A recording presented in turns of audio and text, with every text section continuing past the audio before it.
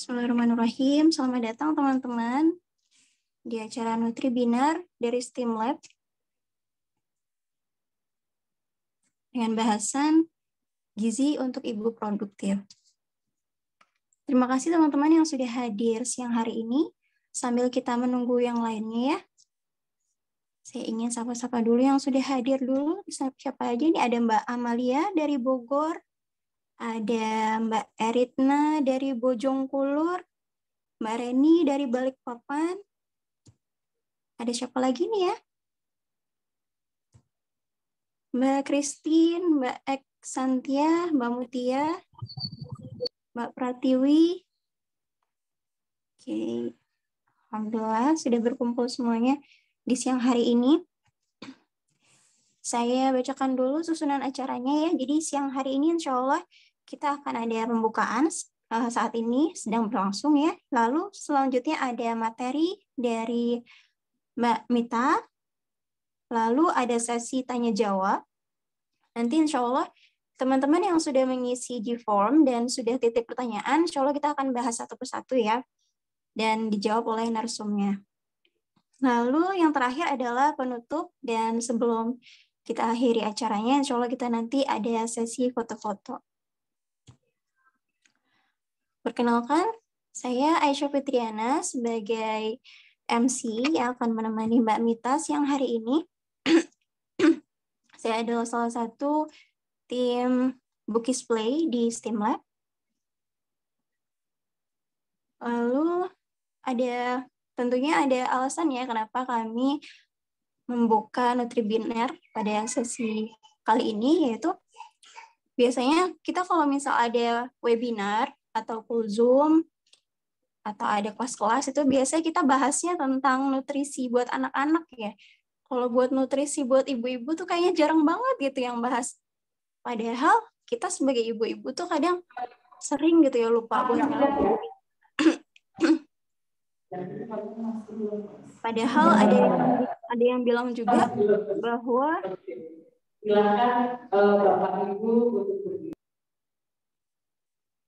ibu itu nggak boleh sakit ya. Kalau misal ibunya sehari aja sakit, anaknya lah, rumahnya lah, kelabakan pasti kan bingung sendiri, kecuali kalau memang ada bantuan IRT, bantuan ART atau dan sebagainya gitu ya. Lalu asupan nutrisi dan kesehatan juga kadang ibu-ibu tuh kurang merhatiin karena sibuk ngerjain rumah. Kadang kita juga ya udahlah anak-anak dulu yang makan, kita nanti aja. Olahraganya juga kadang udah capek, udah mending buat tidur aja lah daripada olahraga gitu. Kadang kita kurang ngeh gitu ya sama nutrisi kita sendiri. Ada juga termasuk saya sendiri ya, punya masalah darah rendah dan juga sering capek, sering sakit gitu ya. Jadi ya kita benar-benar butuh banget ilmunya tentang nutrisi bagi ibu-ibu di usia produktif seperti kita ini.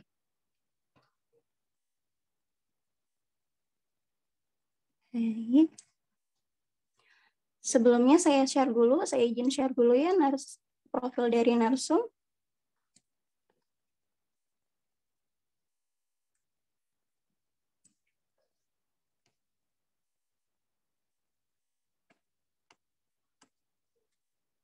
Mohon tunggu sebentar.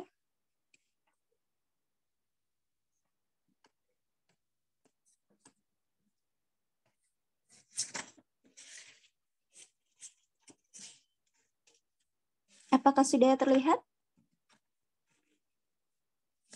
Boleh di chat ya, apakah sudah terlihat atau belum? Share screen dari saya.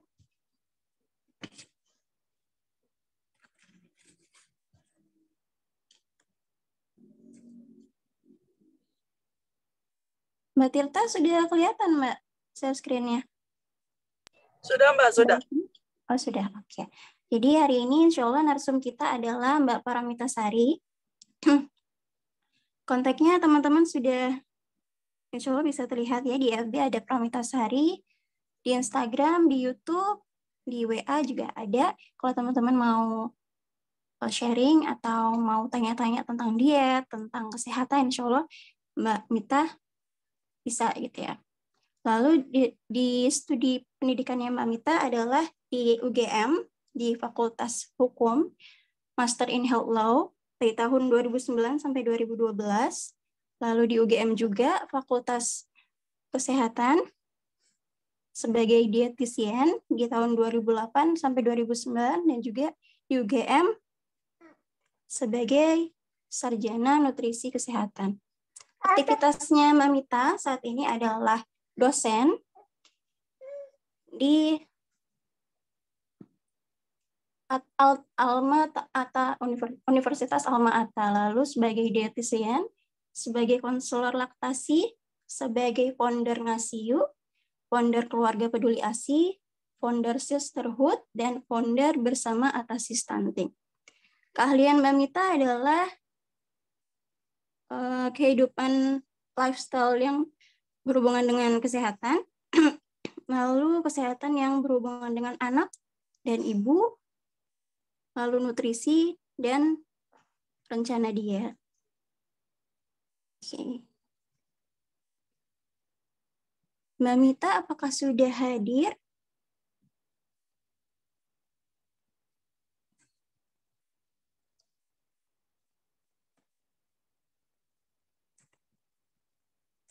Tunggu sebentar, narsumnya saya hubungi dulu ya.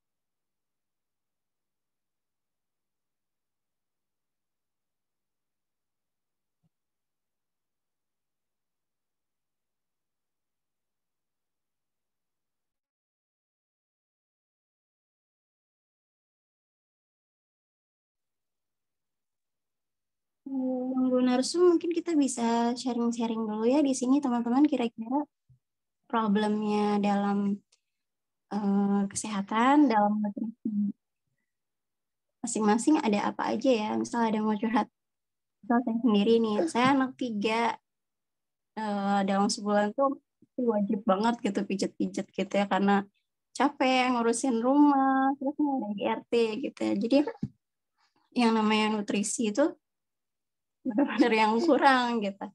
Teman-teman, apakah ada pengalaman pribadi atau mungkin ada yang sudah menerapkan nutrisi yang sehat dan olahraga yang cukup? Apakah ada tips-tipsnya dari teman-teman gitu ya?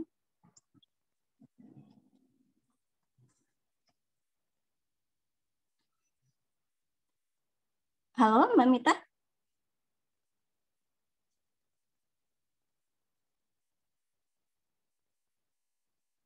Oh, Mbak Mita namanya gimana, Mbak?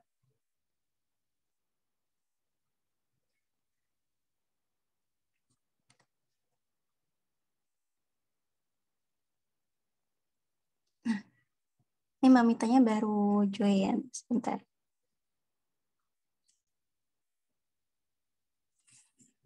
Halo Mbak Mita. Ya Mbak, halo, aku baru masuk. Oke, alhamdulillah Mbak Mita sudah bergabung dengan kita sekarang. Sudah lewat 12 menit, silakan Mbak Mita. Oke, terima kasih. Assalamualaikum warahmatullahi wabarakatuh. Alhamdulillahirrahmanirrahim. Terima kasih undangannya dari komunitas Tim Lab. Mohon maaf ya, saya baru sampai di perpustakaan untuk mengasingkan diri dari ruang dosen. Jadi lumayan telatnya ya 12 menit.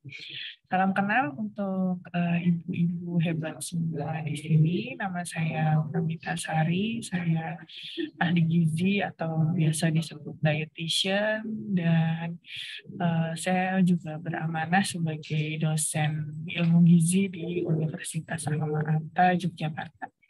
Izin menampilkan PowerPoint-nya sebentar.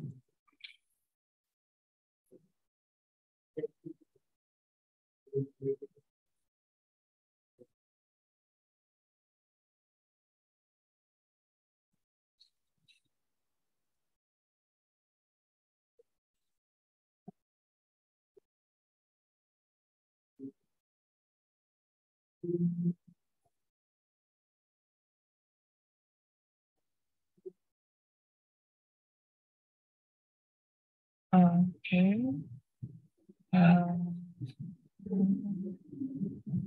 Ya, kemarin saya diberikan tugas ya oleh panitia untuk menyampaikan tentang gaya hidup sehat untuk wanita produktif. Kalau di captionnya kan apa namanya, ada tagline bahwa seorang ibu perempuan nih kayaknya nggak boleh sakit gitu, karena kalau ibu sakit rumahnya bisa berantakan. Nah, ini kan terkait dengan gaya hidup apa namanya, gaya hidup kita sehari-hari ya, terutama kita-kita yang punya kesibukan luar biasa gitu, mengurus anak, terus mungkin ada yang jadi macan ternak juga gitu ya, nggak cuma ngurus di rumah tapi harus antar jemput anak-anak yang mungkin jumlah sekolahnya nggak cuma satu gitu ya, si adik sekolah di mana, kakak sekolah di mana gitu, atau ada ibu-ibu yang selain juga mengurus anak di rumah juga sebagai wanita karir atau work mom gitu ya, dengan aneka tugas dan dinamikanya. Bagaimana sih sebenarnya gaya hidup sehat untuk wanita produktif itu? Insya Allah akan saya bahas yang hari ini sekitar mungkin 20 menit ke depan. Jadi kalau kita melihat definisi dari sehat itu adalah suatu keadaan yang sempurna, baik fisik, mental, dan sosial, tidak hanya sekadar bebas dari penyakit. Jadi kadang-kadang kita kalau ditanya apa kabar gitu, alhamdulillah sehat, cuma karena kita nggak sakit. Padahal sehat itu nggak seperti itu, walaupun nggak ada ya manusia yang sempurna gitu kan, karena kesempurnaan itu hanya milik Allah Subhanahu Wa Taala. Nah, sehat yang sempurna yang dimaksud di sini itu ya kita tuh tidak sakit atau kita tidak mengalami kondisi yang melemahkan kita gitu, yang membuat kita tidak bisa atau tidak mampu melakukan sesuatu, maka itu disebut dengan sehat.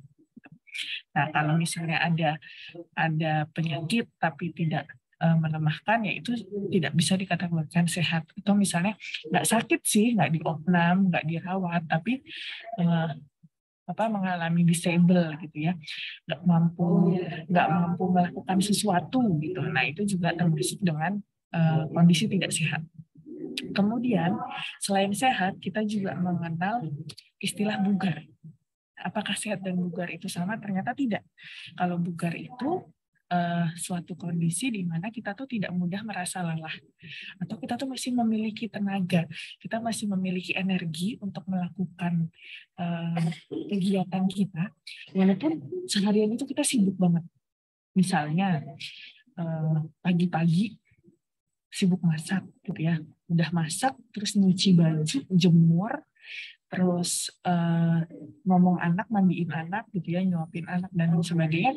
Tapi kita tuh tidak kelelahan gitu, masih tetap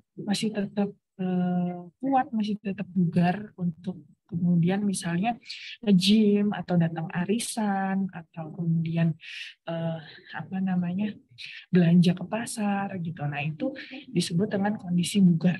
Jadi sehat dan bugar itu adalah kondisi yang berbeda, dan keduanya itu kita butuhkan dalam melakukan produktivitas.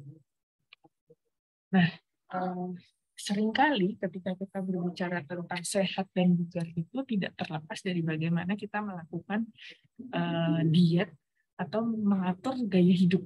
Nah, diet ini kadang-kadang juga masih sering disalahartikan ya di di masyarakat, yang sering diterjemahkan sebagai diet itu seringkali hanya penurunan berat badan atau menurunkan berat badan atau tidak makan untuk menurunkan berat badan. Itu kurang tepat sebenarnya. Nah, kalau yang disebut dengan diet itu sebenarnya adalah bagaimana kita mengatur pola makan kita. Entah itu untuk menurunkan berat badan, entah itu untuk meningkatkan berat badan, entah itu untuk melakukan terapi penyakit tertentu, misalnya penyakit jantung atau ginjal atau menyusui, itu bukan reaksi tapi itu juga ada dietnya.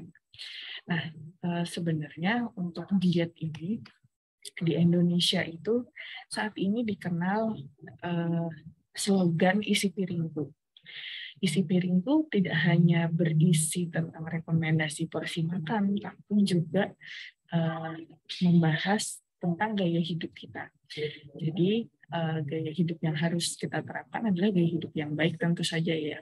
Di antaranya adalah mencuci tangan memakai sabun, aktivitas fisik 30 menit per hari, dan minum air 8 gelas per hari. Ini adalah bagian dari gaya hidup yang sehat ya, yang di sekarang ini dikenalkan dengan nama isi piringku. Kemudian aktivitas fisik. Nah, ini juga tidak bisa lepas dari gaya hidup yang sehat ya. Kalau tadi di isi piringku itu kan disarankan untuk melakukan aktivitas fisik 30 menit per hari atau 150 menit per minggu. Jadi kalau 150 menit per minggu itu sebenarnya olahraga yang kita perlukan itu kalau sudah kita cicil 30 menit per hari itu ya butuhnya 5 hari aja gitu ya. Kalau lebih juga boleh. Aktivitas fisik itu adalah kegiatan yang kita lakukan dengan menggerakkan otot-otot kita ya, otot rangka kita, dan menghasilkan energi dan tenaga. Contohnya macam-macam. Ada menyapu, berkebun, mengepel, membersihkan rumah, mencuci, menyetrika dan sebagainya. Ini sudah tentu kita lakukan. Tapi apakah kemudian aktivitas fisik itu kita lakukan sambil melatih otot rangka kita atau tidak gitu ya, dan sambil kita mengatur pola makan kita gitu ya. Kalau misalnya belum, nah ini nanti mudah-mudahan lepas dari pertemuan ini kita bisa membentuk lifestyle yang lebih sehat lagi, nggak hanya sekedar memilih untuk makan 2 kali sehari atau nggak makan sumber karbo misalnya atau nggak makan nasi, tapi lebih dari itu kita juga bisa mengatur pola aktivitas fisik kita, pola pikir kita gitu ya, dan juga paling terutama itu adalah aktivitas fisik kita. Jadi aktivitas yang baik dan teratur ini bisa kita lakukan dengan olahraga yang ringan aja gitu. Terus misalnya ada yang bilang, aduh Mbak, tapi saya kalau olahraga tuh jadi capek gitu ya, badan saya jadi sakit. Itu bukan berarti kemudian kita bisa mengeneralisir bahwa olahraga itu menyakitkan gitu ya, karena bisa jadi olahraga yang kita lakukan itu tidak sesuai dengan kebutuhan kita. Olahraga itu sebenarnya bukan sesuatu yang harus kita lakukan demi menurunkan berat badan. Karena harusnya olahraga itu bisa menaikkan berat badan atau menurunkan berat badan tergantung dengan tujuan kita.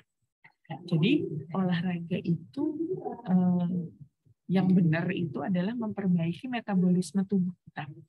Yang seharusnya misalnya jantung kita harusnya misalnya bisa bekerja optimal dengan detak berapa kali per menit gitu ya. Kalau kayak kendaraan itu kan kalau nggak rajin kita dia kan bisa cepat rusak ya. Demikian juga dengan organ-organ di dalam tubuh kita. Kalau teman-teman mungkin pernah dengar atau mungkin ada keluarga yang mengalami penyakit semacam gagal jantung, terus susah bernafas misalnya, ada gangguan paru-paru gitu ya, terus gangguan ginjal, gangguan hati, atau gangguan organ tubuh lainnya. Nah itu sebenarnya bisa dicegah dengan melakukan olahraga yang rutin gitu. Karena olahraga itu tidak bisa kita lihat hanya sebagai syarat untuk menurunkan berat badan, tapi untuk menjaga performa tubuh kita melakukan kegiatan sehari-hari. Itu yang paling tepat. Kemudian upayakan untuk selalu bergerak. Jadi jangan bangga jadi generasi mageran gitu ya. Terus kalau ada kesempatan untuk berjalan kaki, lebih baik upayakan untuk melakukan perjalanan dengan berjalan kaki dibandingkan dengan naik ojek misalnya, supaya kita meningkatkan aktivitas fisik kita dan meningkatkan performa tubuh kita gitu. Terus beraktivitas fisik dengan intensitas sedang lebih bermanfaat pada kesehatan itu maksudnya jangan buru-buru digeber. Misalnya, saya punya target untuk menurunkan 10 kilo dalam waktu sebulan. Terus kita ngotot, kita pengen melakukan high intensity training gitu ya. HIIT gitu, terkenalnya HIIT gitu. Yang ada malah kita capek atau kesakitan terus masuk rumah sakit. Nah, itu tidak tepat. Jadi lebih baik pilih yang rendah dulu, yang low dulu, kemudian ditingkatkan pelan-pelan. Kemudian manfaat aktivitas fisik ini banyak ya. Di antaranya mengendalikan berat badan, itu yang mungkin dicari oleh ibu-ibu yang ingin menurunkan berat badan pasca melahirkan, kemudian mengendalikan tekanan darah karena dia memperbaiki kerja jantung ya, tentu saja dengan kerja jantung yang baik itu diharapkan tekanan darah di dalam tubuh kita itu juga lebih stabil. Kemudian ternyata aktivitas fisik yang rutin itu bisa meningkatkan daya tahan tubuh dan sistem kekebalan tubuh kita sehingga kita tidak mudah sakit. Karena kan slogan kita ibu tuh tidak boleh sakit gitu ya. Jadi ini cocok gitu supaya ibu tidak sering sakit, tidak mudah sakit, ibu juga harus rajin berolahraga. Kemudian selain menjaga kesehatan jantung, bisa juga menjaga kesehatan pankreas sehingga mencegah terjadinya diabetes mellitus atau kencing manis. Memperbaiki postur tubuh karena ibu kan biasanya banyak menggendong gitu ya, angkat galon sendiri, terus kadang-kadang nemenin anak main gitu ya. Posisinya udah suka-suka lah ya gitu. Terus memperbaiki kelenturan sendi dan kekuatan otot sehingga tidak mudah pegal, menurunkan resiko osteoporosis pada wanita karena ototnya sering dilatih, mengendalikan stres. Ini memang kalau menurut saya ya ini benar banget gitu. Jadi dulu kalau saya misalnya pas awal-awal pandemi itu mengalami stres gitu, ternyata lebih bisa berkurang frekuensi kena stresnya setelah saya rajin berolahraga. Dan karena stresnya terkendali, kecemasannya juga berkurang, dan ini juga bisa mengendalikan kadar kolesterol. Nah, mungkin ada yang bertanya, gimana sih caranya mengukur kita tuh obes atau enggak? Yang paling gampang, kita bisa menghitung IMT atau indeks massa tubuh atau BMI, ya body mass index. Caranya bagaimana? Yaitu dengan mengukur berat badan kita dan tinggi badan kita. Jadi berat badan kita dibagi dengan tinggi badan tapi dalam meter gitu ya. Misalnya saya berat badannya 4 kilo gitu ya. Terus dibagi tinggi badan saya dalam meter. Kalau tinggi badan saya kan 1,6 ya kalau dalam meter karena tingginya 160 cm. Nah, itu dikuadratin dulu, kemudian 64-nya dibagi 1,6 kuadrat gitu, sekitar kayaknya sekitar 24-an ya. 24, berapa gitu. Mepet-mepet di 25. Nah, berdasarkan Permenkes nomor 4 ya tahun 2014, kategorinya itu disebut normal jika berada di antara 18,5 sampai 25, kemudian overweight atau gemuk di atas 25 hingga 27, dan obesitas jika di atas 27. Ini baru IMT ya, jadi ini sebenarnya cara cepat, bukan yang paling akurat, tapi ini adalah cara cepat untuk menentukan status gizi orang dewasa. Terus kita juga bisa melakukan pengukuran lingkar perut. Jadi kalau laki-laki itu disebut obes kalau lingkar perutnya lebih dari 90 cm, dan kalau perempuan di atas 80 cm. Selain berfungsi untuk mengetahui ini obesitas atau tidak, ini juga bisa mengukur resiko kita terkena diabetes mellitus atau enggak. Mohon izin sebentar, saya mau minum bentar ya.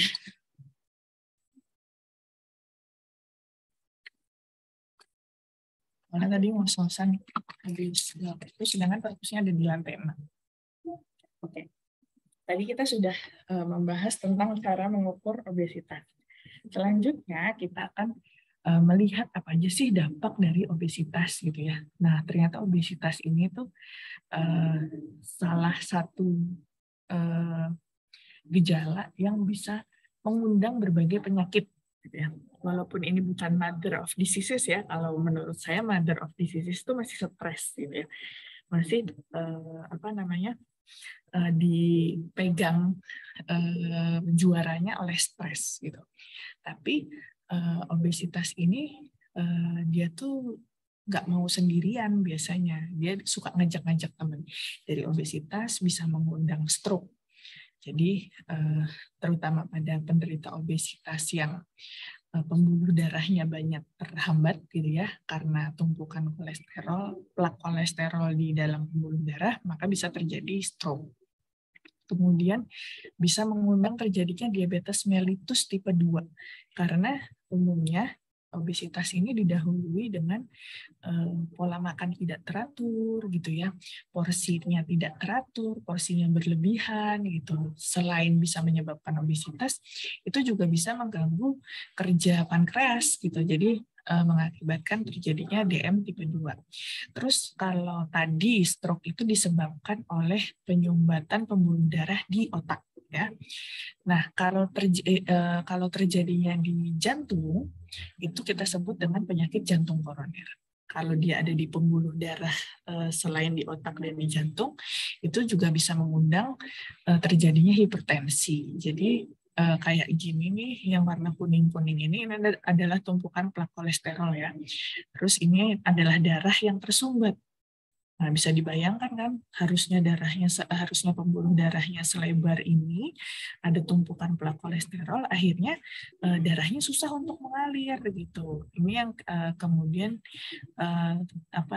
menyebabkan darah tinggi atau hipertensi gitu ya. Terus kalau ini terjadi di otak, terus pembuluh darah ini kan tipis ya, kulitnya tuh tipis gitu. Kalau dia nggak kuat menahan tekanan dari darah ke kanan dan ke kiri ini karena dia nggak bisa lewat, terus dia pecah. Kalau di otak itu kita sebut dengan stroke, tapi kalau di pembuluh darah jantung ya, karena di otak dan di jantung itu kan pembuluh darahnya sama-sama kecil ya, itu kita sebut penyakit jantung koroner. Terus bisa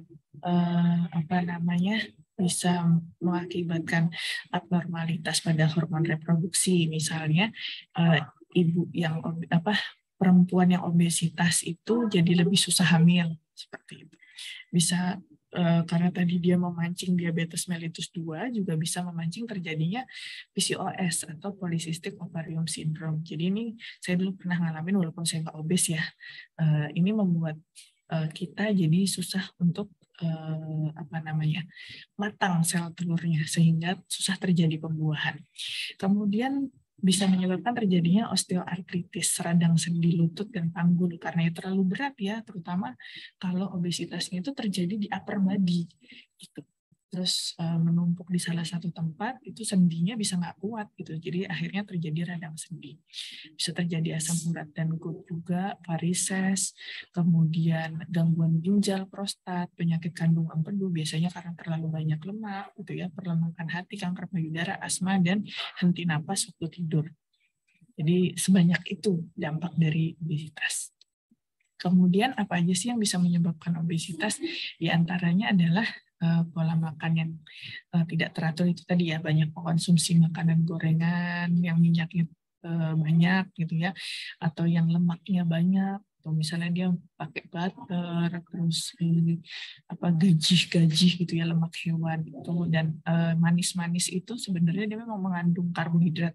Tapi kalau karbohidrat ini tidak terpakai gitu ya, tidak terbakar oleh aktivitas, dia nanti bisa disimpan sebagai cadangan lemak. Kemudian pola makan menghindari sarapan, jadi mengurangi makan dengan tidak sarapan, itu justru bisa menyebabkan obesitas. Makan yang berlebihan dengan porsi besar juga bisa menyebabkan obesitas, makan dengan jumlah banyak dalam waktu singkat juga bisa menyebabkan obesitas, kemudian makan tidak teratur pun itu bisa menyebabkan obesitas. Nah, kurang makan sayur dan buah kok bisa menyebabkan obesitas?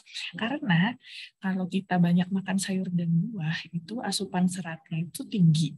Serat ini bisa membuat kita itu mengurangi ngemil. Jadi kalori yang masuk tidak berlebihan karena kita udah kenyang gitu, karena masih ada serat di dalam tubuh kita. Jadi kalau misalnya kita kurang makan sayur dan buah, efeknya adalah kita bisa sering ngemil.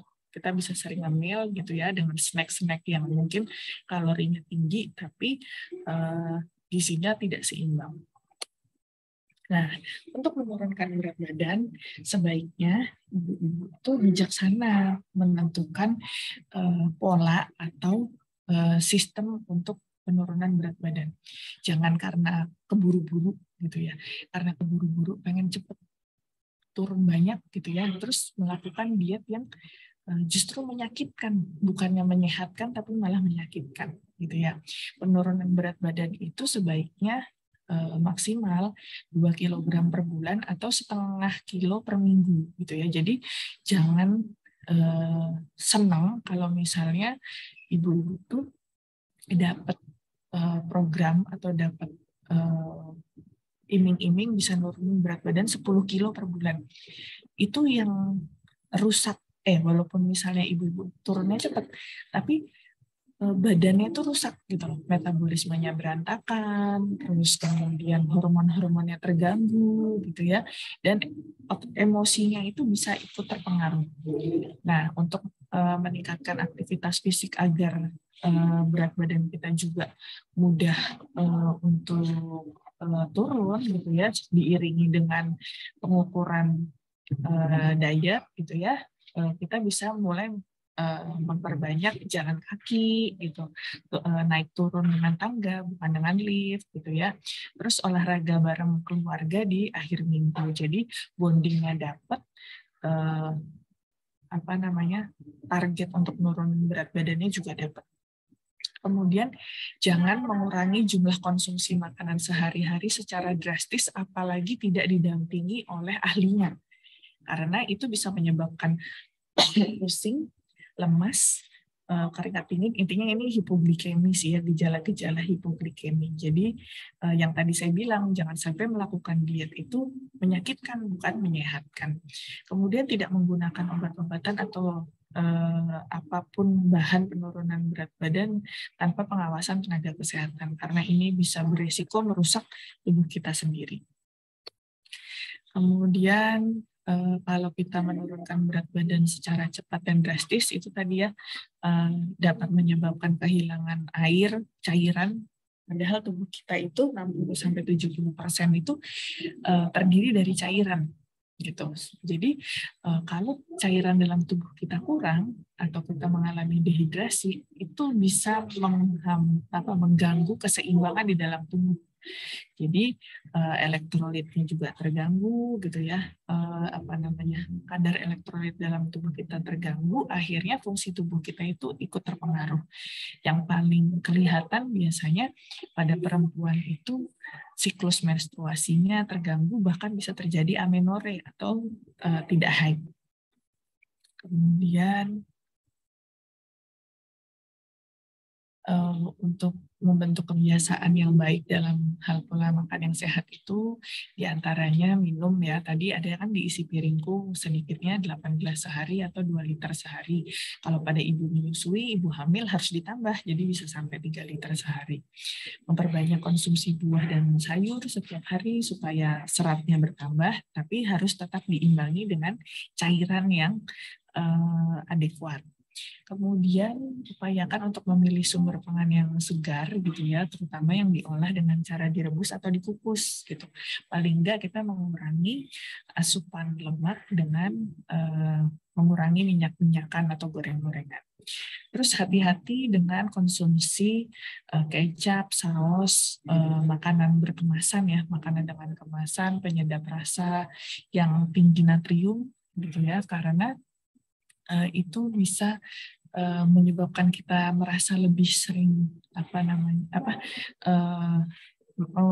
membuat kita lebih banyak mengasup natrium sehingga bisa meningkatkan tekanan darah.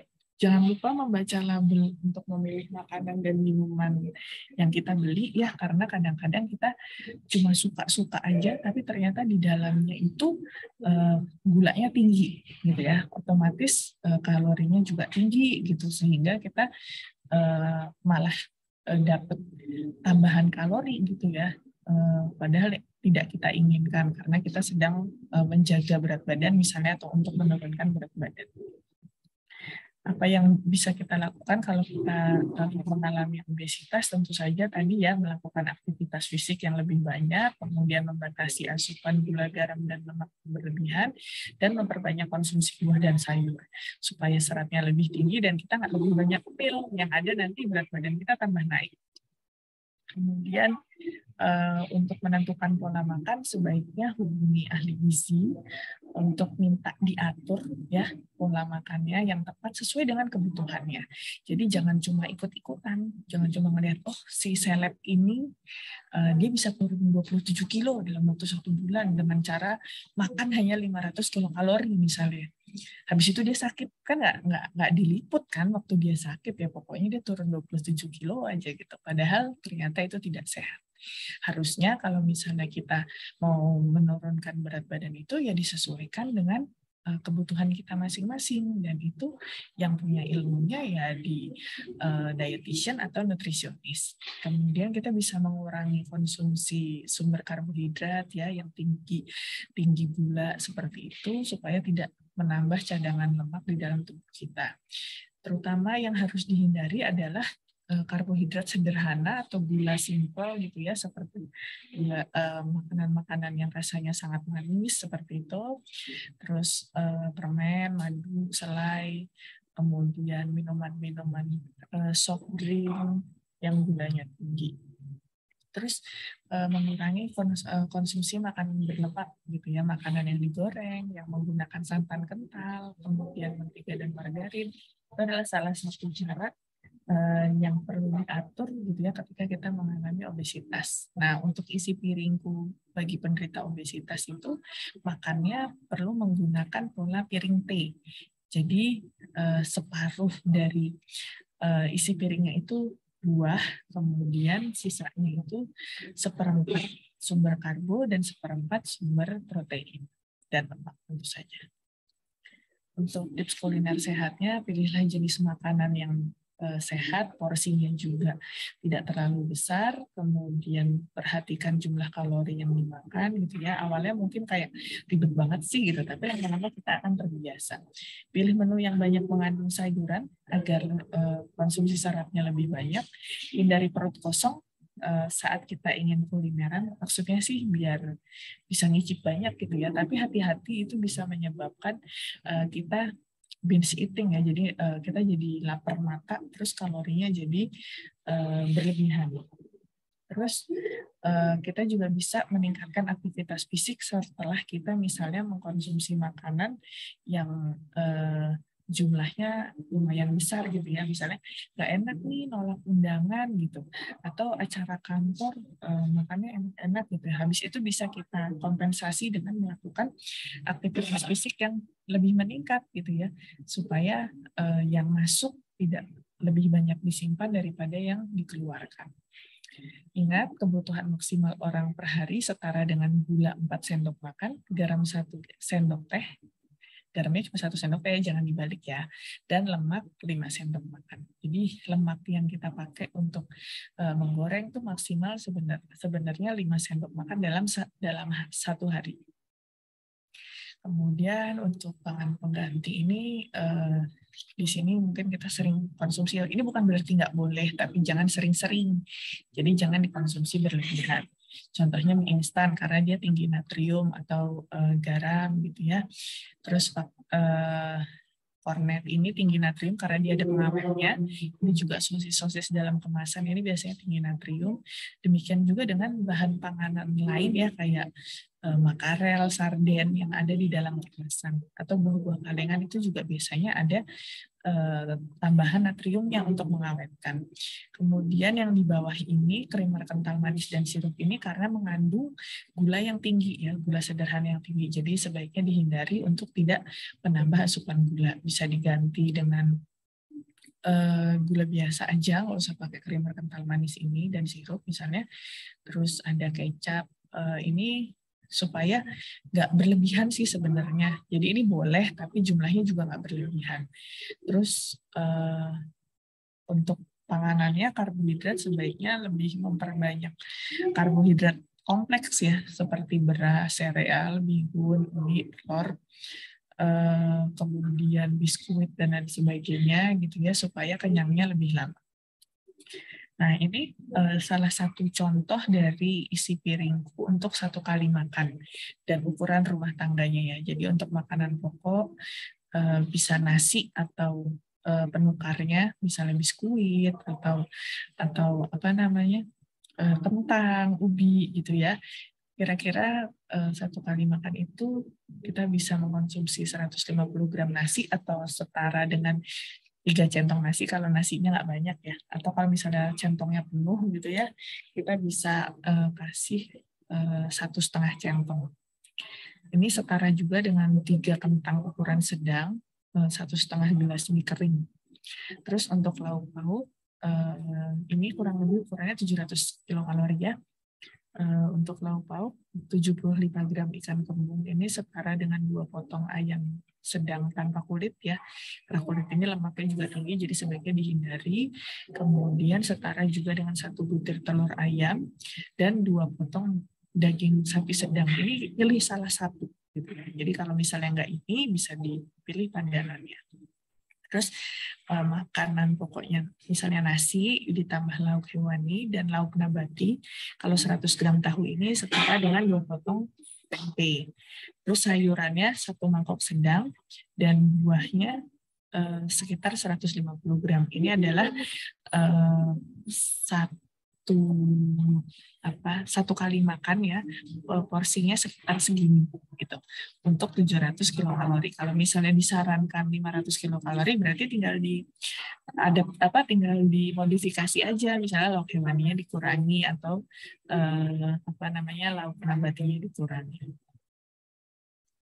Kemudian ini fungsinya mengurangi gula, garam, dan lemak ini adalah supaya kita tidak meningkatkan resiko hipertensi, diabetes mellitus, dan hiperkolesterol ya. Jadi di sini dalam seluruh asupan makanan per hari ini tersimpan gula di minuman bersoda gitu ya, di jajanan-jajanan yang manis-manis. Di sini waktu itu belum ada boba ya, bisa ditambahin boba di sini. Kemudian untuk garam ini tersembunyi dalam makanan berpengawet atau makanan yang diasinkan gitu ya. Terus kalau lemak biasanya pada makanan yang digoreng atau bersantan kental. Untuk gula lebih baik mengkonsumsi buah dan sayuran sebagai cemilan daripada martabak manis misalnya. Kemudian jangan menambahkan garam atau kecap pada makanan yang telah tersaji karena biasanya kan udah ditambahin di masakan. Kalau ditambahin lagi setelah makanannya jadi, takutnya nanti natriumnya meningkat. Dan memasak dengan cara direbus, dikukus, atau panggang itu lebih aman karena tidak meningkatkan asupan lemak. Nah, selain memperhatikan pola makan, kita juga perlu memperhatikan stresor. Karena stres ini bisa mempengaruhi pola hidup kita gitu ya, karena ada orang yang setelah stres larinya ke makan gitu. Nah itu bisa membahayakan status gizinya, bisa meningkatkan status gizinya jadi obesitas misalnya. Bisa karena stresnya itu bisa karena dirinya sendiri gitu ya, takut, cemas, nggak suka kok yang lain lebih baik dari saya gitu. Itu pemicu stres. Atau bisa terjadi karena lingkungan gitu ya, misalnya lingkungannya ini toksik gitu. Terus kalau di kantor misalnya ada orang yang sirik gitu ya, senangnya tuh bikin nggak nyaman gitu ya, atau di RT gitu misalnya ada tetangga julid gitu, itu kan juga memicu stres. Nah, cara-cara mengatasi stres yang harus kita hindari supaya hidup kita lebih produktif adalah konsumsi kafein atau produk tinggi gula karena sebagai pengalih stres gitu ya.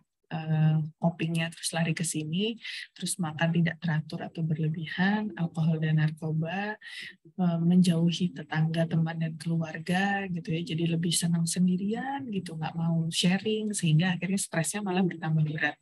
Kemudian jadi mageran, nggak mau kemana-mana, nonton drakor aja gitu. Jangan seperti itu. Harusnya kalau misalnya kita stres, tingkatkan aktivitas fisik kita, terutama olahraga.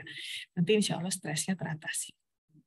Kemudian kalau kita mengalami gejala sering berpikir bahwa kita gagal, semua terjadi karena salah saya, anak saya sakit gara-gara saya, kalau ada yang tidak baik ini kesalahan saya gitu, saya adalah orang yang tidak becus, tidak pandai dan lain sebagainya. Terus sering merasa bersalah, gampang tersinggung, kecewa, frustasi, tidak percaya diri, dan sedih gitu ya. Terus kayak ngerasa, saya kok kayaknya sakit terus ya, sakit kepala, pegel-pegel, susah tidur, terus nggak nafsu makan, atau malah makannya jadi banyak gitu ya, merasa tidak berdaya. Hati-hati, jangan-jangan kita mengalami ketidaksehatan dari mental kita atau ketidaksehatan pada jiwa kita. Terus gimana caranya untuk mengatasi stres dan mempertahankan kesehatan jiwa? Yang pasti kita bisa menghubungi seseorang yang dapat dipercaya untuk sharing gitu ya, mengeluarkan unek-unek dalam hati kita dengan tujuan kita merasa lebih lega, dan kalau misalnya pada orang yang kita percaya itu, kita percaya bahwa dia dapat membantu kita walaupun nggak ngasih solusi, paling nggak rahasia kita nggak bocor kemana-mana. Atau kita bisa melakukan aktivitas yang sesuai dengan passion kita, dengan minat dan kemampuan kita. Jadi kita lupa sama stresnya karena kita enjoy melakukan aktivitas yang kita sukai tersebut. Kita juga bisa melakukan relaksasi gitu ya, nggak mesti healing ke tempat-tempat yang lagi viral gitu, yang ada nanti kita malah stres karena tempatnya penuh gitu ya. Terus kita bisa mengembangkan hobi yang bermanfaat, bisa meningkatkan ibadah dan mendekatkan diri pada Tuhan, dan berupaya untuk berpikir positif ya. Kita juga bisa melakukan olahraga karena nanti bisa memperbaiki metabolisme dalam tubuh kita, termasuk juga hormon, sehingga serotoninnya tidak berlebihan keluar dan membuat kita semakin depresi. Kemudian kita bisa menghabiskan waktu berkualitas bersama orang-orang terdekat, orang-orang yang kita cintai ya, melakukan aktivitas bareng-bareng gitu sehingga kita merasa happy. Oke, itu yang bisa saya sampaikan hari ini. Monggo kalau misalnya ada diskusi, saya kembalikan dulu ke Mbak Moderator. Baik, terima kasih atas materinya Mbak Mita. Teman-teman, bagi ada yang ingin ditanyakan, boleh langsung raise hand atau di kolom chat ya. Silakan kami buka 2 pertanyaan dulu.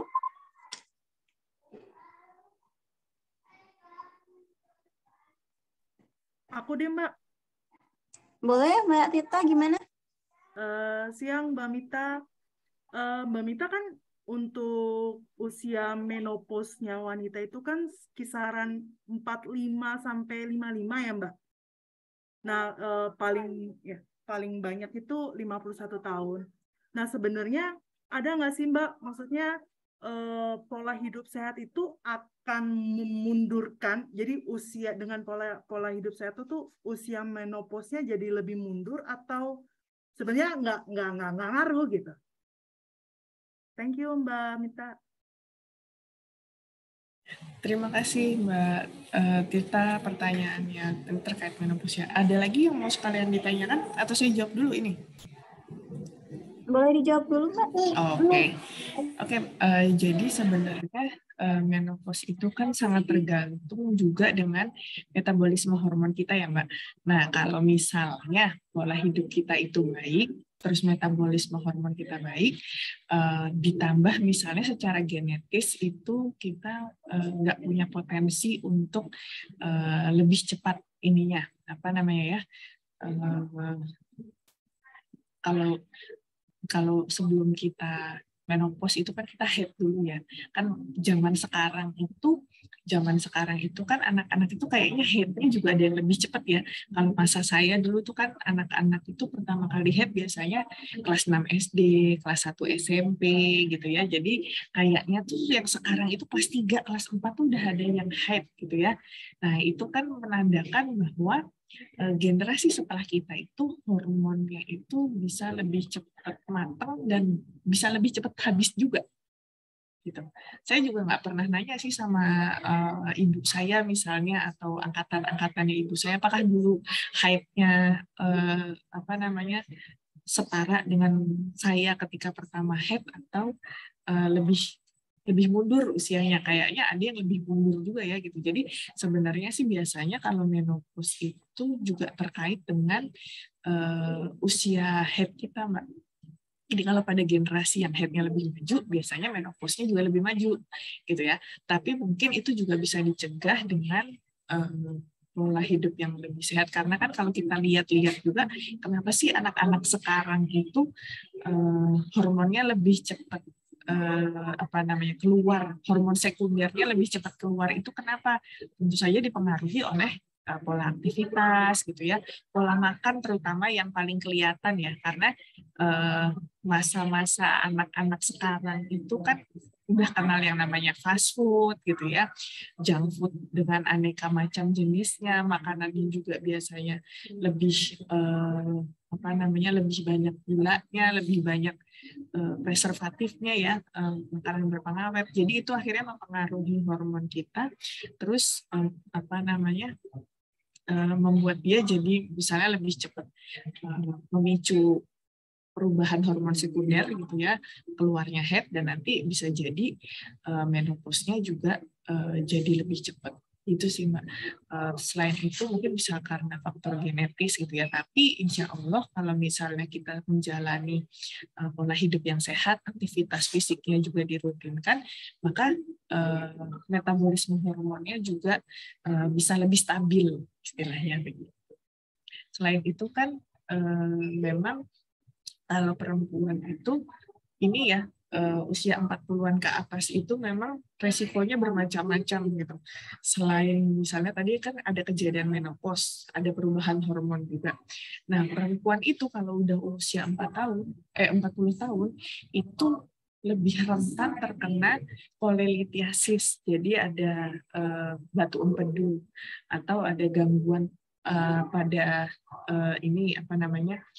empedunya, misalnya radang empedu gitu ya, radang batu empedu atau radang di empedunya gitu. Terus juga ada resiko osteoporosis gitu, karena perempuan kan juga hamil kemudian menyusui gitu ya, jadi cadangan kalsiumnya juga banyak diambil seperti itu. Nah, kalau misalnya kita bisa mengimbangi dengan pola hidup yang sehat, resiko-resiko itu juga bisa dikurangi. Jadi bukan cuma sekedar menopause, tapi resiko-resiko penyakit yang lain yang menyertai perempuan dan usia 40 itu lebih bisa dicegah, karena memang ada kayak tagline gitu ya, kalau udah saya kan ngajar gizi klinis ya, jadi saya ingat banget ketika zaman saya kuliah dulu itu ada penyakit-penyakit yang selalu disebut faktor risikonya itu adalah 3F. 3F itu female fat 40. Ya. Udah itu. Kalau udah misalnya kayak tadi yang saya bilang itu ya, empedu, gangguan pada empedu, osteoporosis, terus apalagi hiperkolesterol, dan berbagai penyakit-penyakit tidak menular lain gitu ya, itu banyak sekali yang faktor risikonya itu disebabkan oleh 3F itu tadi. Itu udah pokoknya harus hati-hati banget. Makanya buat saya nih yang bentar lagi 40 itu udah wajib banget mulai membiasakan hidup sehat, karena kalau nanti udah 40 kayaknya kan udah males banget ya, udah mager banget, aduh gitu, ini nggak boleh, itu nggak boleh gitu kan. Mendingan kita siapin dari sekarang. Jadi buat ibu-ibu yang mungkin usianya masih jauh ya dari 40, mendingan dibiasain dari sekarang deh, biar nanti usia 40 itu masih fit, masih bugar gitu ya, staminanya masih baik. Saya perhatiin juga nih Mbak, jadi ibu saya kan usianya udah 60, berapa ya sekarang ya? 63. Usianya udah 63. Itu karena beliau dari mudanya udah biasa untuk menjaga hidup sehat ya. Karena beliau itu bukan orang kesehatan. Ibu saya itu orang hukum. Tapi karena punya orang tua yang diabetes, mertua yang diabetes gitu ya, sama dirinya dan sama keluarganya itu strict banget. Jadi soal makan tuh kami dulu sangat-sangat dijaga dari gula yang berlebihan, gitu ya. Makanan berpengawet itu ibu saya tuh nggak suka gitu ya menyediakan makanan seperti itu di rumah. Bahkan ibu saya itu tidak membiasakan masak dengan menggunakan penguat rasa. Jadi saya dan keluarga tuh udah terbiasa banget ya dari dulu makan tuh yang kalau orang bilang tuh anyep gitu ya, anyep tuh udah biasa gitu. Nah efeknya adalah ibu saya sampai usia 63 ini jarang banget sakit. Dan ibu saya itu paling cuma masuk rumah sakit itu untuk melahirkan. Sedangkan bapak saya udah meninggal, bapak saya almarhum meninggal karena jantung, karena memang bapak saya perokok berat. Terus saya dan adik saya itu udah pernah diopnam karena tipes, karena demam berdarah gitu ya. Bahkan saya pernah laparoskopi untuk ngambil batu empedu.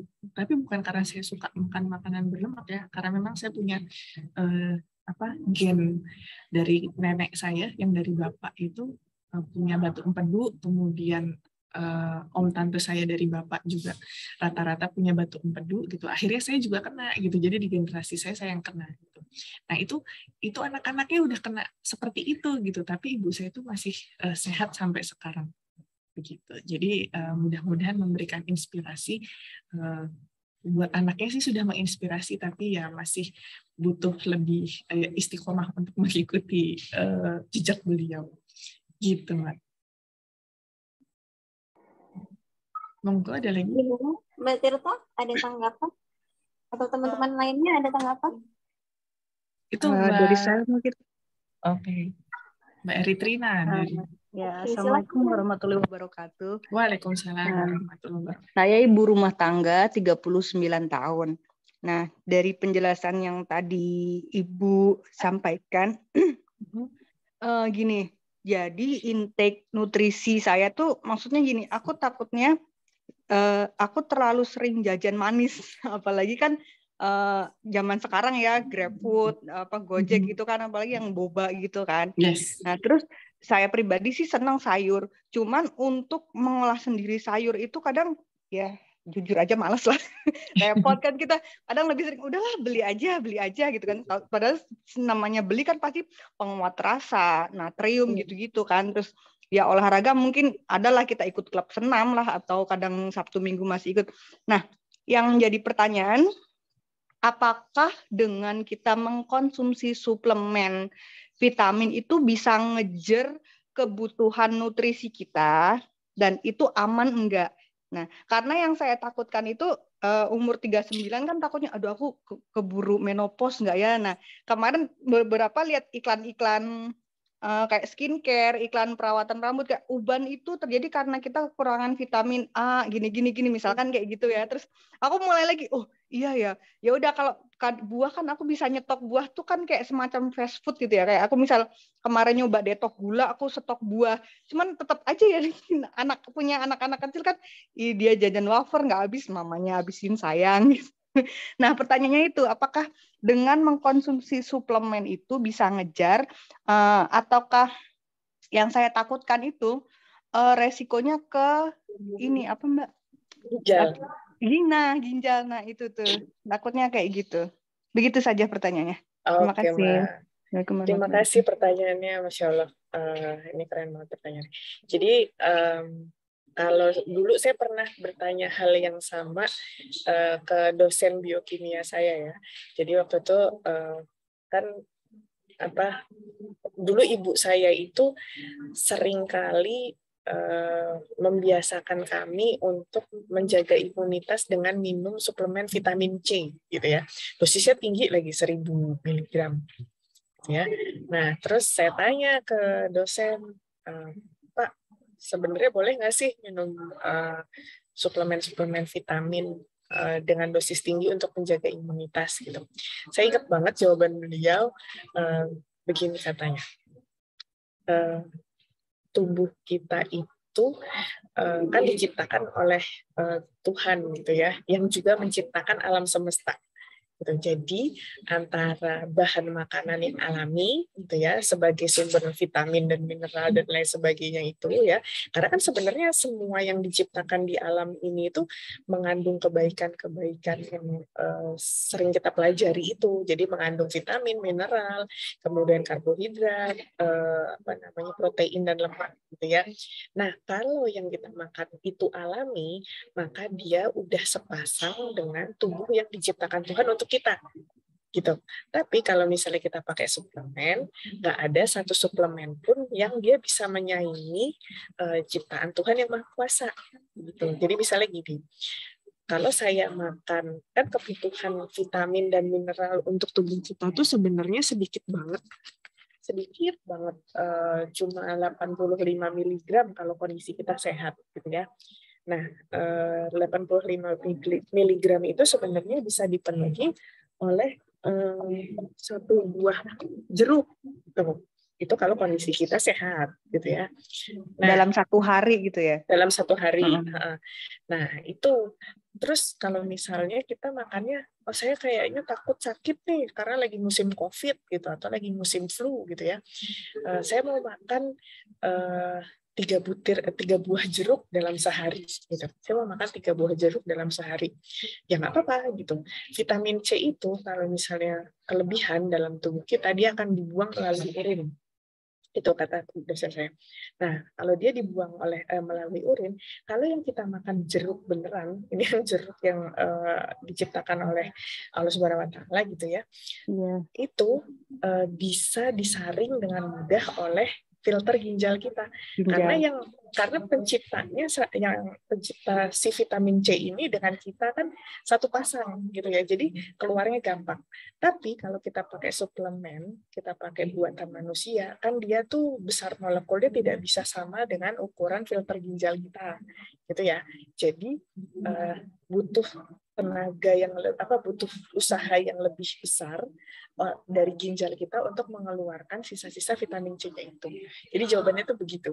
Jadi kan akhirnya saya berkesimpulan kayaknya emang lebih bagus yang alami ya, satu pasang sama penciptanya gitu. Nah, tapi bukan berarti nggak boleh ya.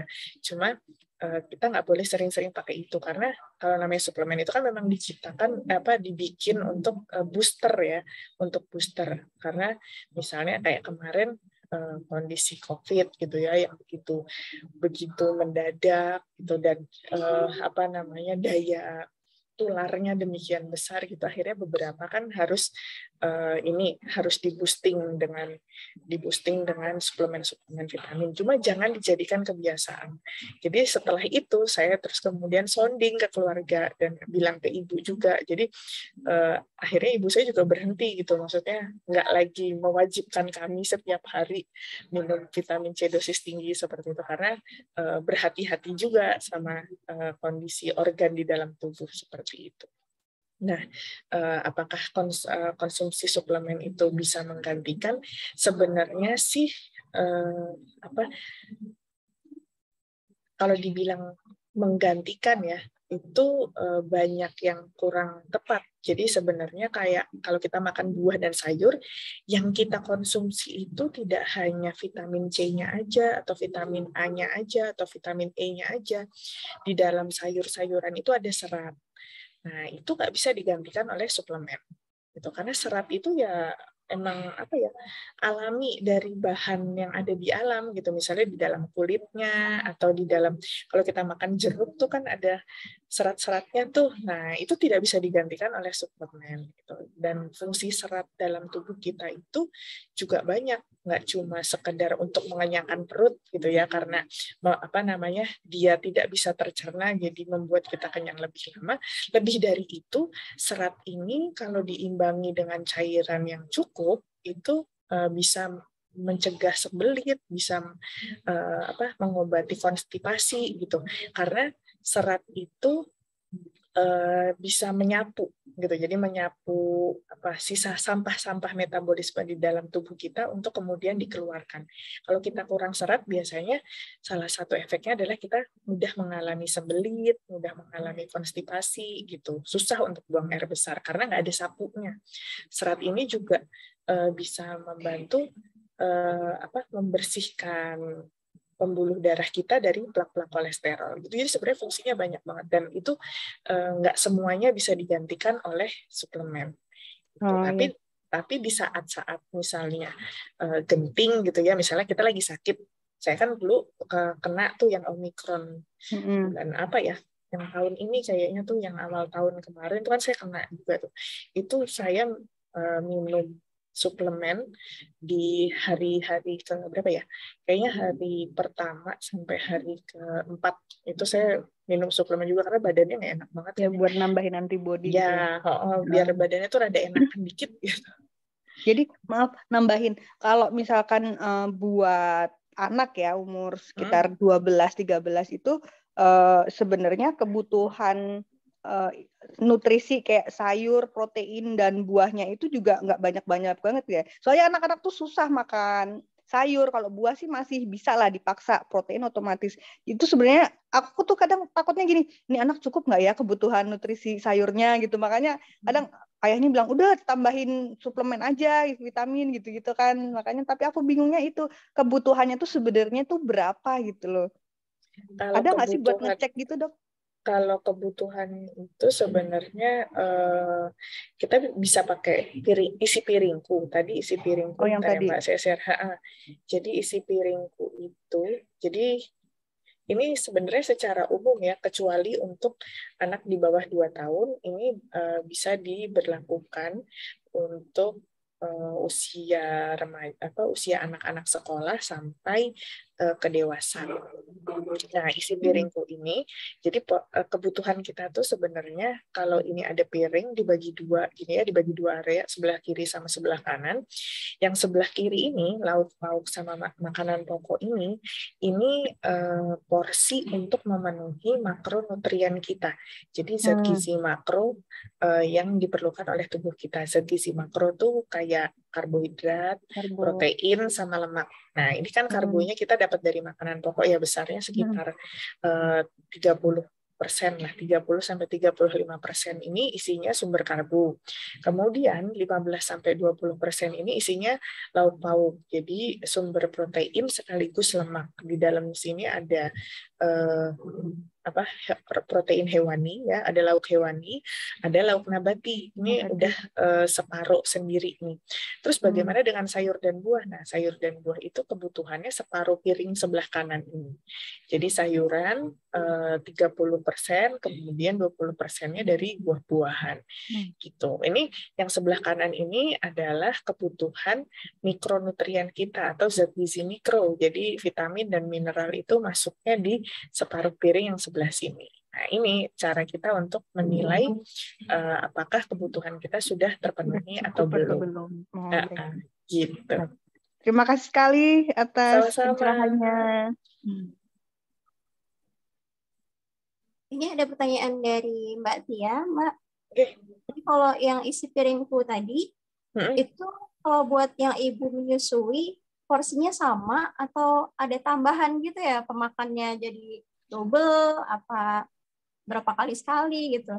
Oh, oke. Kalau misalnya untuk ibu hamil, sebenarnya kalau untuk apa namanya porsi-porsinya, jadi range besarannya itu kurang lebih sama, tapi ukurannya yang berbeda. Kalau tadi yang saya tampilkan itu kan tadi contoh menu 700 kilokalori ya, itu untuk orang dewasa yang diet hariannya perlu 2.300 kilokalori. Nah, kalau untuk ibu hamil dan ibu menyusui itu biasanya pakainya yang sekali makan 750 kilokalori. Jadi kalau persentasenya sama, tapi porsinya yang berbeda gitu. Nah, gimana, Mbak? Boleh dilanjut dulu. Oh ya, jadi kalau untuk menentukan sebenarnya saya tuh butuhnya berapa kilokalori sih itu apa namanya personal banget. Jadi kita nggak bisa menyamaratakan kayak misalnya saya butuhnya berapa kalori itu terus sama dengan Mbak Tirta itu nggak apa biasanya tuh sangat tidak mungkin karena untuk menentukan diet seseorang itu ditentukan oleh komposisi tubuhnya, dari umurnya, dari jenis kelaminnya, dari tinggi badannya, berat badannya. Jadi kan tiap orang itu kebutuhannya bisa sangat berbeda-beda. Gitu. Antara saya dengan Mbak Tirta, dengan Mbak Tia misalnya, atau dengan Mbak Marisa itu bisa sangat berbeda tergantung kondisinya gitu ya, tergantung kondisinya, tergantung kebutuhannya, tergantung aktivitasnya gitu. Jadi biasanya kita memang kalau melakukan pengaturan diet itu personalize banget, nggak bisa disamaratain. Misalnya kalau mau turun berat badan makannya cuma 1.500 kalori gitu, itu nggak bisa seperti itu karena apa namanya untuk menentukan diet itu kita harus mempertimbangkan itu tadi berat badan, tinggi badan, usia, jenis kelamin, terus aktivitas fisiknya. Dan kalau kita mau menentukan diet, katakanlah misalnya itu untuk ibu menyusui, untuk ibu hamil, untuk menurunkan berat badan, itu kita harus mempertimbangkan basal metabolisme rate-nya. Jadi untuk mengatur saya minimal makan berapa kilokalori itu kita nggak boleh apa namanya menyamaratakan gitu. Oh ya 1.000 kalori aja nggak boleh gitu karena tiap orang BMR-nya bisa berbeda. Kalau misalnya melakukan diet ekstrim di bawah basal metabolisme rate itu nanti fungsi tubuhnya itu bisa terganggu karena basal metabolisme rate itu adalah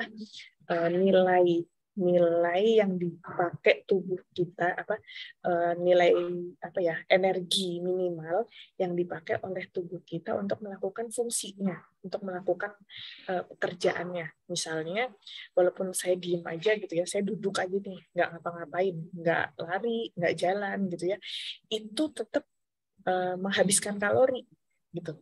Ataupun saya cuma tiduran aja di kasur, itu tetap menghabiskan kalori karena otak kita bekerja itu mengeluarkan energi. Paru-paru kita kembang kempis itu memerlukan energi, jantung berdetak itu memerlukan energi, darah mengalir itu memerlukan energi. Jadi kalau misalnya asupannya itu di bawah kebutuhan basal, jadi kebutuhan basal itu kan kebutuhan basic ya, kebutuhan dasar tubuh kita untuk melakukan kerjanya.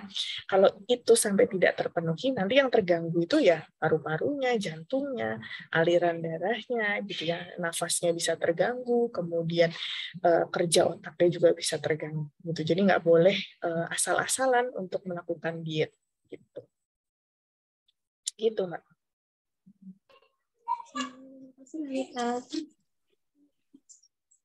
Bentar, ini ada titipan pertanyaan dari Jipom ya.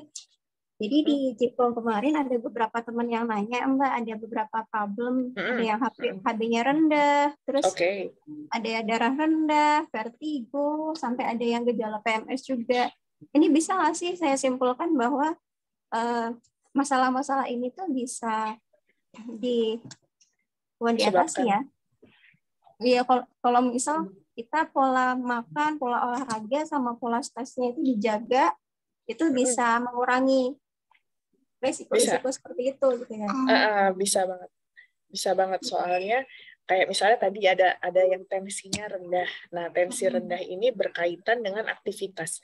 Jadi, kenapa sih ada orang tensinya rendah? Bisa jadi karena kerja jantungnya itu melemah karena jarang dipakai aktivitas. Maksudnya bukan aktivitas cuma nyapu, ngepel, dan sebagainya. Kadang-kadang kan kita juga kalau nyapu cepet-cepet gitu ya, buru-buru. Maksudnya kita nggak ada pola gitu loh ketika kita nyapu. Misalnya harus berapa ayunan per detik gitu ya. Terus misalnya nyapunya sambil squat jam gitu kan nggak ada gitu. Jadi aktivitas fisiknya tuh tidak teratur, intensitasnya tidak teratur, tidak terukur gitu. Jadi kalau misalnya itu disamain sama olahraga sih kurang tepat ya gitu. Jadi kalau kita berolahraga itu kan biasanya ada pace-nya, ada ritmenya, ada intensitasnya. Makanya biasanya olahraga itu lebih ampuh untuk menjaga stamina dibandingkan nyapu, ngepel, nyuci baju, jemur gitu ya. Kecuali kalau memang kita mengatur misalnya untuk penyapu itu ngayunnya berapa derajat gitu, terus berapa ritmenya, berapa ayunan per detik kayak gitu tuh mungkin gitu. Nah, dari situ biasanya kalau kita rutin melakukan aktivitas fisik, kerja jantung kita membaik, kerja paru-paru kita membaik, nanti aliran darahnya juga membaik. Terus kalau kayak HB rendah itu berkaitan dengan pola makan dan gaya hidup. Kayak misalnya orang Indonesia itu udah di brainwash, apapun makanannya, minumannya teh, gitu kan. Makan dimanapun, habis makan rendang, habis makan ayam goreng, habis makan apapun, itu minumnya teh. Padahal kalau kita mau memperbaiki HB rendah gitu ya, anemia misalnya itu, atau mengatasi anemia atau meningkatkan hemoglobin, itu kita nggak boleh tuh habis makan protein hewani atau lauk hewani terus minumannya itu teh, karena teh itu kan mengandung tanit ya, mengandung tanit yang bisa menghambat penyerapan Fe. Tuh. Nah, kalau misalnya pola kita setiap makan itu minum teh atau kita addicted sama kafein, sama tanin gitu, otomatis nanti penyerapan zat besi ke dalam tubuh kita itu terhambat gitu, atau keblok gitu sama si kafein dan tanin ini. Efeknya adalah kita anemia gitu. Padahal makannya udah banyak nih, padahal makannya udah sehat misalnya, makannya udah seimbang gizinya, tapi ternyata gaya hidup kita lah yang menyebabkan akhirnya kita mengalami anemia, kurang lebih seperti itu. Jadi bisa banget kalau misalnya masalah-masalah yang tadi disebutin itu diperbaiki dengan gaya hidup yang sehat, pola makan yang gizinya seimbang gitu ya, dan benar banget tadi manajemen stres, karena stres itu tidak hanya menggerogoti tubuh kita gitu ya, bikin kita jadi cepat sakit, terus mungkin bikin kita jadi mudah cemas gitu. Itu bisa mempengaruhi metabolisme dalam tubuh kita termasuk hormon. Terima kasih Mamita. Sama-sama. Selanjutnya ada di chat ini banyak. Sebentar, dari Mbak Arinta, bagaimana caranya mengetahui metabolisme tubuh kita sedang dalam kondisi bagus atau tidak? Dilihat dari ini kita sih biasanya kayak misalnya kalau misalnya metabolismenya baik gitu ya, siklus mensnya teratur. Kalau yang punya kebiasaan mens teratur ya, kalau saya paling gampang ngamatinnya dari situ sih. Dulu kan saya memang mensnya nggak teratur ya karena PCOS, tapi semenjak saya punya anak itu kan mensnya itu udah teratur nih tiap bulan. Tapi kalau misalnya saya lagi stres, itu mensnya itu bisa nggak berhenti, atau malah nggak mens. Awalnya saya nggak paham tuh kalau itu terpengaruh sama hormon gitu ya. Saya pernah mens nggak berhenti itu sampai 5 bulan. Terus saya datang ke dokter obstin gitu kan. Saya tanya, dok kenapa ya mens saya nggak berhenti gitu? Apakah ada gangguan di rahim saya atau gimana gitu? Dicek semuanya baik. Terus dokternya nanya, ibu lagi stres nggak? Oh, enggak. Terus dokternya melihat hasil anamnesis. Ibu kan 5 bulan yang lalu habis laparoskopi ya Bu. Laparoskopi itu kan operasi kecil ya. Iya, habis ngambil batu empedu dok gitu. Nah ini nih penyebabnya. Ibu bilang ibu nggak stres, tapi sebenarnya pikirannya bingung kan, maksudnya apa ya, kepikiran sesuatu gitu, kepikiran sesuatu yang akhirnya mempengaruhi siklus mensnya ini gitu. Jadi perdarahannya itu nggak berhenti. Jadi kalau kata dokternya gini, mulut sih bisa bilang kita nggak stres, tapi hormon nggak bisa dibohongi kata dokternya. Jadi jelek banget ya. Iya, beneran kok dok, iya. Ini hormonnya ini nggak bisa dibohongin kata dokternya begitu. Terus akhirnya saya dikasih obat. Ini nanti kalau seminggu belum berhenti juga minum obat ini deh gitu. Tapi setelah digituin sama dokternya, alhamdulillah habis itu berapa hari kemudian berhenti gitu, kayak udah plong gitu kalinya, udah ketemu jawabannya gitu ya, udah ketemu jawabannya, jadi udah nggak stres lagi. Atau ya itu bisa nggak mes juga bisa gitu. Jadi intinya itu mainannya hormon ya. Terus metabolisme yang lain ya misalnya bisa kita lihat dari mungkin kita mudah capek gitu ya, karena jantung kita itu kerjanya nggak maksimal gitu karena jarang dipakai aktivitas misalnya, atau apa namanya, berat badan kita kok naik-naik terus padahal makannya ini udah sedikit banget nih gitu kan, bahkan kayaknya kadang-kadang kurang makan gitu. Nah itu biasanya bisa dipengaruhi oleh metabolisme juga, kira-kira seperti itu. Selanjutnya ada dari Mbak Mutia. Hai Mbak Mita, kalau kita ingin mengetahui status gizi dengan lengkap, apakah bisa konsultasi dengan ahli gizi seperti yang ada di puskesmas? Dan apakah bisa mendapatkan meal plan untuk kita personal di sana? Karena di beberapa tempat untuk praktek nutrisionis, waiting list-nya sangat panjang. Bisa Mbak, soalnya nutrisionis emang belajarnya dari dulu ngatur meal plan. Terus kan sekarang udah banyak ya, biasanya di tiap puskesmas ada gitu ya. Nah itu bisa sebenarnya apa namanya, datang terus misalnya minta saya mau ke poli gizi gitu, bisa juga. Karena saya dulu waktu tugas di puskesmas juga ya begitu tugas ya, disuruh ngitungin kebutuhan orang, terus apa namanya, memberikan advice harus makan apa gitu. Itu mudah-mudahan ya di daerahnya bisa. Soalnya saya nggak tahu di daerah mana, tapi kalau waktu saya praktek dulu di Jogja sih begitu. Tapi saya sendiri belum pernah nyoba ya di puskesmas sekarang. Maksudnya waktu saya tinggal di Tangsel saya nggak pernah nyoba. Ya kan aneh juga, saya ahli gizi terus saya nanya sama orang. Tapi setahu saya bisa. Terutama kalau di rumah sakit. Kalau yang di rumah sakit itu karena memang udah tugasnya mereka ya. Kalau di puskesmas ya harusnya sih sama aja. Gitu. Mudah-mudahan bisa. Selanjutnya ini ada dari Mbak Tita. Saya umur 39 tahun dan beberapa tahun belakang ini kalau mau datang bulan payudara tidak terasa sakit. Maksudnya mungkin ya. Apakah itu kekurangan gizi? Karena saya memang jarang sekali makan protein hewani. Apakah itu ada pengaruhnya? Sebenarnya sih nggak semua yang head pasti harus merasakan payudara sehat. So, memang ada ya, memang ada. Kadang-kadang saya juga niteninya saya mau mens itu biasanya payudaranya lebih terasa kenceng, terus apa kayak ngilu-ngilu gitu loh Mbak, jadi kayak sakit. Ada, memang kadang-kadang saya juga merasa seperti itu. Tapi bukan berarti kalau kita nggak sakit terus wah tubuh kita ada gangguan nih, nggak mesti seperti itu. Tapi kalau kita sudah merasa bahwa kayaknya pola makan saya ada yang nggak imbang, sebaiknya diperbaiki juga gitu, karena kalau misalnya dikatakan apakah kurang protein pasti berhubungan dengan hilangnya rasa sakit sebelum mens sih kayaknya nggak secepat itu sih, tapi bisa mempengaruhi apa namanya, kinerja tubuh yang lainnya atau metabolisme tubuh di bagian yang lain gitu. Mungkin juga apa ya karena nggak selalu seperti itu sih, walaupun saya di bulan-bulan tertentu saya mengamati kayaknya kalau payudara saya mulai terasa kenceng dan sakit itu saya mau mens, terus ternyata bener gitu kan ya, tapi nggak setiap bulan selalu seperti itu. Jadi kayaknya insya Allah nggak ada masalah sih ya, nggak ada masalah terkait itu.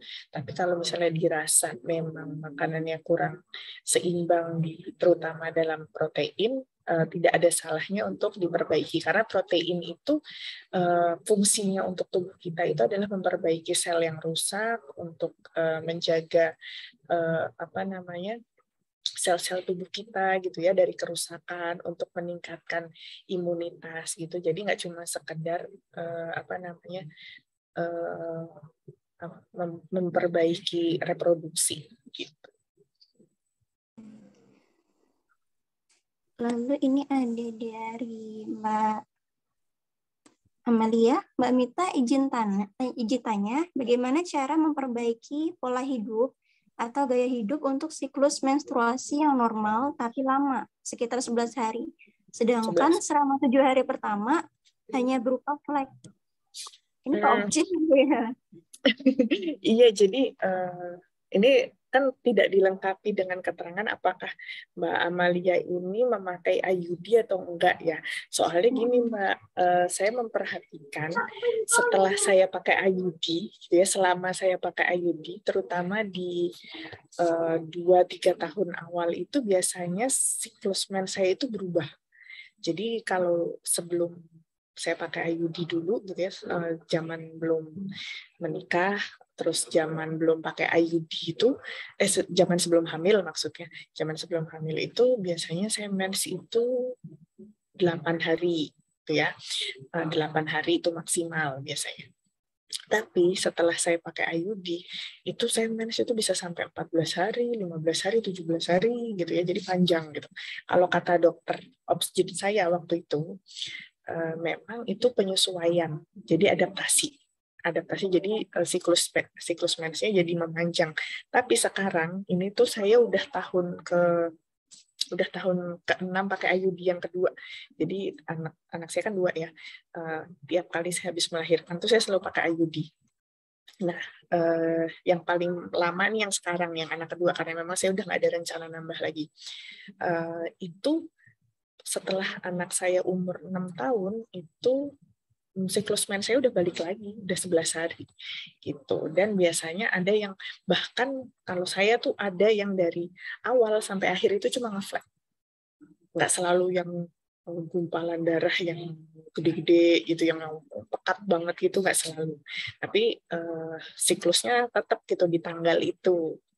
Jadi bisa sangat dipengaruhi oleh berbagai macam hal ya, nggak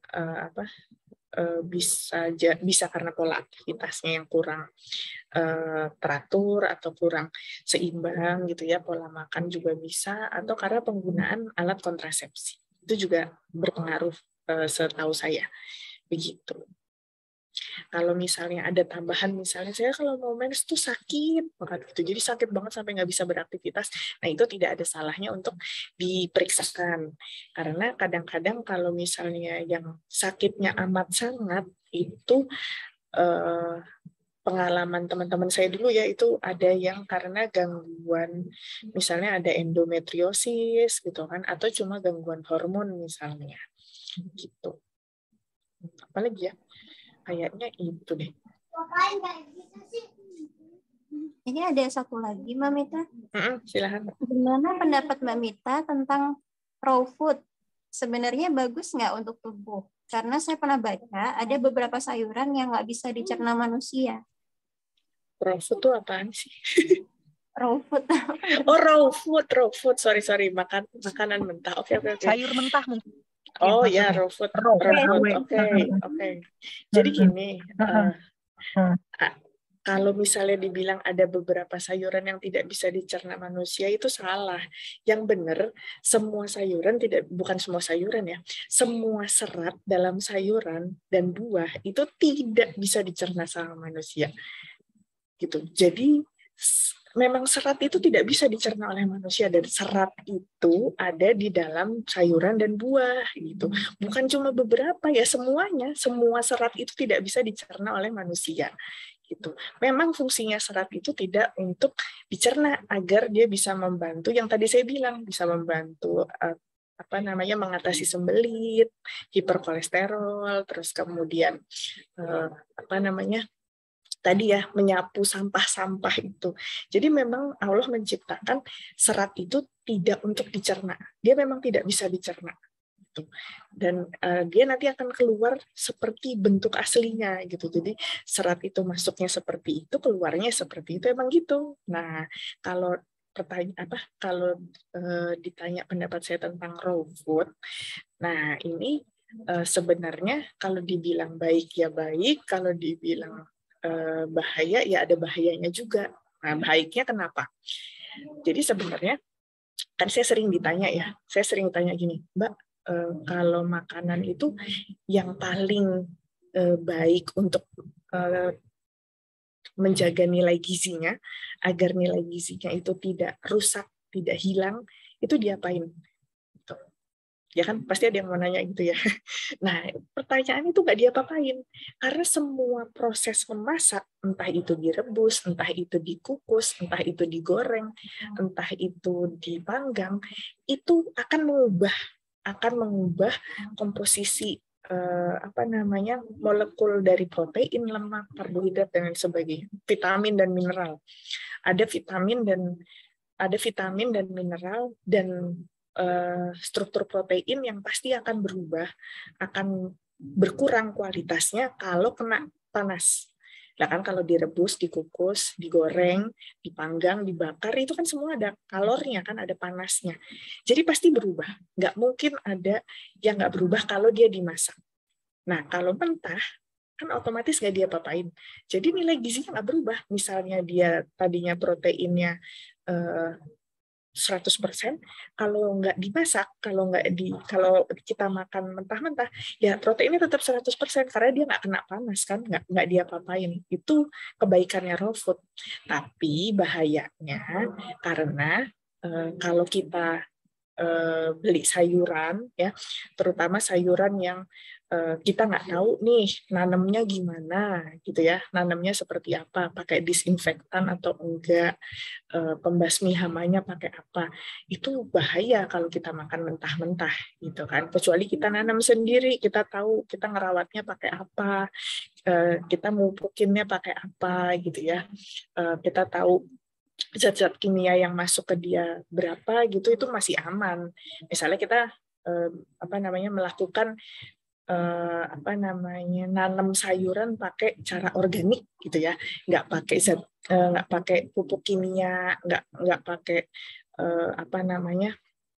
pembasmi hama yang mengandung disinfektan, zat-zat kimia dan lain sebagainya gitu ya, insektisida dan lain sebagainya, itu aman gitu. Tapi kalau misalnya kita beli gitu ya, kita beli di tukang sayur dan kita nggak tahu petaninya itu nyemprot pupuknya pakai apa, sebaiknya jangan, karena itu berbahaya untuk tubuh kita. Bisa jadi tubuh kita kena cemaran dari si bahan-bahan kimia ini tadi gitu. Terus ini kadang-kadang cemarannya juga ada mikroorganismenya, ada bakteri atau ada kuman-kumannya lah, itu bisa membahayakan tubuh kita gitu. Kalau saya ditanya soal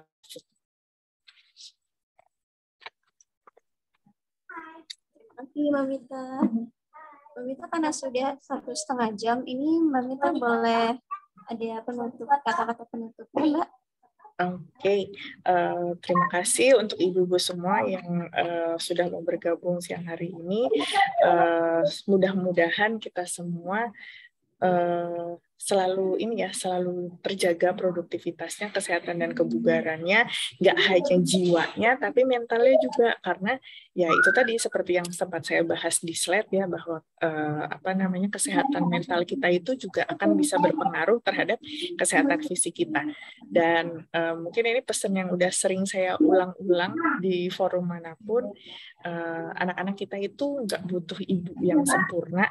Jadi ibu tetap boleh sakit kok, ibu tetap boleh capek gitu ya, tapi anak-anak kita itu jauh lebih butuh ibu yang bahagia, karena dengan ibu yang bahagia daya tahan tubuhnya terjaga dan keluarganya pun ikut tertular kebahagiaannya. Itu mungkin tadi materi saya ada yang kurang pas, ada yang belum lengkap, saya mohon maaf. Assalamualaikum warahmatullahi wabarakatuh. Sebelum live kita foto dulu bersama ya Mbak Mita. Oke. Boleh teman-teman yang belum on cam boleh di on cam dulu. Coba Boleh nanti kita dibantu Mama Mbak yang lain? Tirta ya buat fotonya. Ya, ya. Mbak Mita, makasih ya. Terima kasih Mbak Mita. Sama-sama. Masih adakah mama-mama yang bisa on cam? Boleh pakai kerudungnya dulu. Nah, oke. Oke. Ada lagi? Baik, kalau nggak ada, aku hitung ya. 1, 2, 3.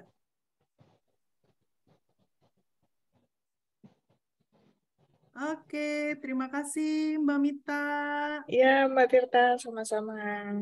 Terima kasih Dadah. Steam Lab udah ngadain acara. Sama-sama, terima Sama-sama, kasih banyak semoga teman-teman. bermanfaat.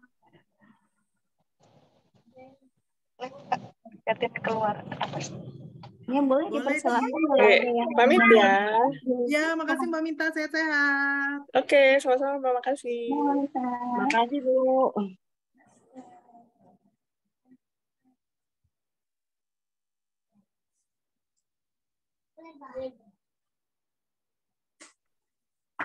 Boleh di itu aja Mbak, di end meeting Mbak.